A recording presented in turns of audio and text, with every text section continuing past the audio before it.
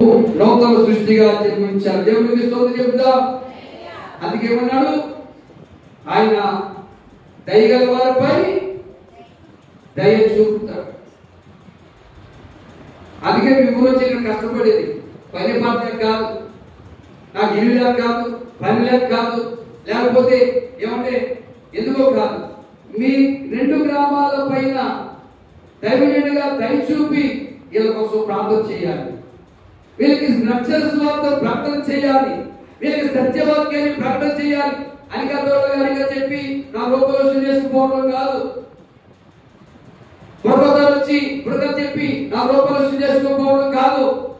ఈ 2 గ్రామాలు నీకు అప్పగించారు కనుక ఒక ఆదివారం ప్రార్థన వెళ్ళిపోతే నిన్ను అడిగేది ఎవరు లేడు, కానీ ఆయన అడుగుతాడు. ఆ భయం ఉందా? మరి మీకుందా భయం? సేవకుని ఆదరించకపోతే దేవుడు మనం శిక్షిస్తాడని భయం ఉందా మీకు? సేవకుని ప్రేమించకపోతే దేవుడు మనం బుద్ధి చెప్తాడు భయం ఉందా మీకు?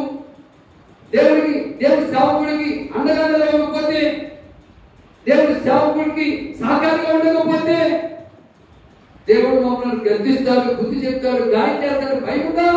భయం లేని జీవితం దేనికండి? భయం ఉండాలి. ఆ భయం ఉంది కాబట్టి ఏమంటే బుధవారం వచ్చి పగలు ప్రార్థన పెట్టడం జరుగుతుంది, కుటుంబ కృపాక్షేమాల ప్రార్థన రాత్రి పెట్టడం జరుగుతుంది.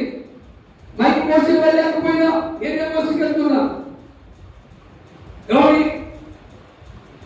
మైక్ పెట్టలేకపోయినా నేనే మైక్ పెడుతున్నా. ఎందుకంటే తెలుసా, ఈ గ్రామ ప్రజల బాధ్యత దేవుడు నాకు అప్పగించాడు. మరి సంఘ బాధ్యత మీ అందరికీ దేవుడు అప్పగించాడు, మీకు అందరికీ దేవుడు అప్పగించాడు.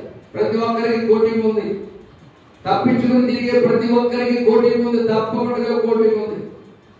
దేవుడు ఎందుకో కనికరం చూపించాడు. కనికరం చూపించి ఒక కాటేషన్ అనుకో హాస్పిటల్ పోవాల్సి వచ్చింది, పక్కన పడుకోవాల్సి వచ్చింది. ఎవరే కనికరం చూపించి పక్కన చేసి చేశాడు ఆ బాబు. దేవుడితో చెప్పండి, ఆ బాబు మళ్ళా పగబట్టుకుని రాకుండా ఉండును కాక, ఆ బాబు చంపబడును కాక. ఆమె చెప్పండి. దేవుని కాపుదల, దేవుని కాపుదల ఉండాలంటే మనం ఏం చేయాలి? ప్రార్థన చేయాలి, ప్రార్థనకు రావాలి, ప్రార్థన చేయాలి. దేవుని పనిలో సహకారం ఉండాలి, పరిచయంలో సహకారం ఉండాలి, సేవకుడికి తోడుగా ఉండాలి, సేవకుడికి అండగా ఉండాలి, సేవకుడికి నీడగా ఉండాలి, సేవకుడికి కుటుంబంగా ఉండాలి.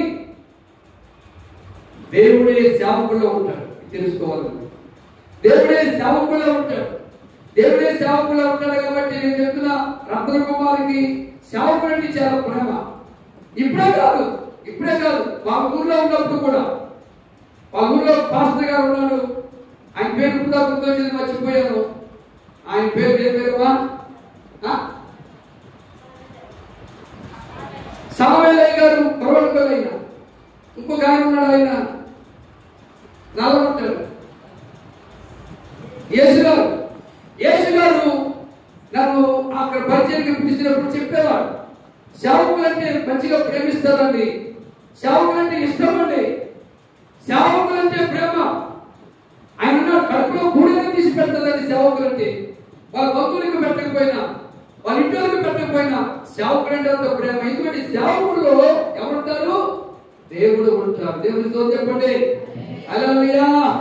అందుకే సేవకులను ఎవరైతే సేవకులకు నాటి కాలంలో అప్పుల ప్రిస్కిల్లా వారు ఇంట్లో చేర్చుకొని ఆదరించి అన్ని విషయాలు తోడుకున్నారు కనుక వాళ్ళ కుటుంబాన్ని దీవించారు. సేవకుడిని ఇంట్లో చేర్చుకున్న గనులైన సునేమిరాలను దేవుడు ఆశీర్వదించి లోటు తీర్చి సమృద్ధించాడు. సారేపట్టు నలుగురాలు సేవకుడు చేర్చుకోవడం ద్వారా కొడుకు బతికించాడు, ఆమె కూడా బతికించాడు. కారణం సేవకుడు ఎవరుంటారట? దేవుడు ఉంటాడు. దేవుడికి చెప్పండి హల్లెలూయా. కనికరించితివా కరుణామయుడా, కృప చూపించితివా నాకు కాలిన దేవుడా.